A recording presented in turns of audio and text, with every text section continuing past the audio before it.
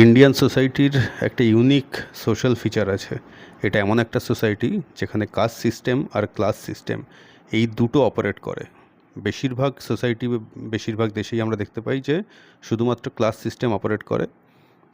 ভারতে একমাত্র দুটো, একমাত্র বলবো না, আরও তো কয়েকটা থাকলেও থাকতে পারে, নট শিওর, যদি আপনার জানা থাকে তাহলে আপনি জানাতে পারেন। But one of the very few countries যেখানে ক্লাস সিস্টেম কাস্ট সিস্টেম একসঙ্গে অপারেট করে। কাস্ট সিস্টেম আপনারা জানেন যে জন্মের ভিত্তিতে হয়।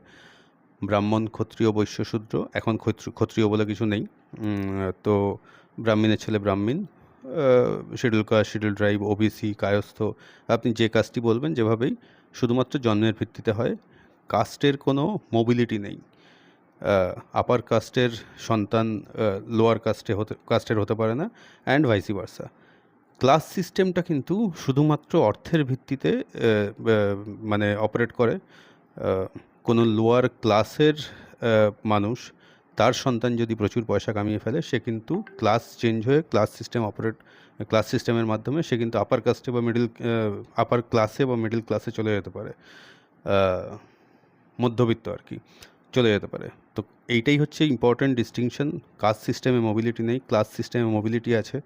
আরও ইন্টারেস্টিং ব্যাপারটা হচ্ছে যে একজন শিডিউল কাস্ট বা শিডিউল ট্রাইব, যে কাস্ট অনুযায়ী একদমই নিচের দিকে, তার সন্তান কিন্তু ক্লাস সিস্টেমে উপরের দিকে উঠে যেতে পারে। যেরকম বলছিলাম যে অনেক যদি বেশি পয়সা কামাতে পারে।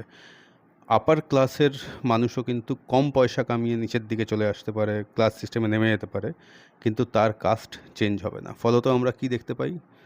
প্রচুর ব্রাহ্মণ, কায়স্থ, অর্থাৎ জেনারেল কাস্ট আমরা যাদের বলি, জেনারেল কাস্ট, যারা কিন্তু কাস্টের দিক থেকে হায়ার কাস্ট, ব্রাহ্মণ সব থেকে উপরে, তাদের সন্তান বা তাদের পরিবার, যেহেতু আর্থিক স্বাচ্ছন্দ্য বা আর্থিক সচ্ছলতা নেই, তাদের পরিবার কিন্তু লোয়ার ক্লাসে বিলং করে।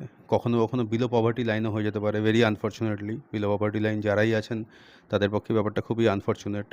উল্টোটাও দেখা যায়, সেটা হচ্ছে scheduled caste, scheduled tribe, OBC, এদের কিন্তু পরিবার হয়তো আপার ক্লাসে বিলং করে, তার কারণ তারা প্রচুর পয়সা কড়ি রোজগার করেছেন, করে ক্লাস সিস্টেমে উপরের দিকে চলে গেছেন। তো এটাই হচ্ছে আমাদের সোসাইটির একটা ইউনিক ব্যাপার। আপার কাস্টের মানুষ লোয়ার ক্লাসে বিলং করতে পারেন, লোয়ার কাস্টের মানুষ আপার ক্লাসে বিলং করতে পারেন। ক্লাস সিস্টেমে মোবিলিটি আছে, কাস্ট সিস্টেমে মোবিলিটি নেই।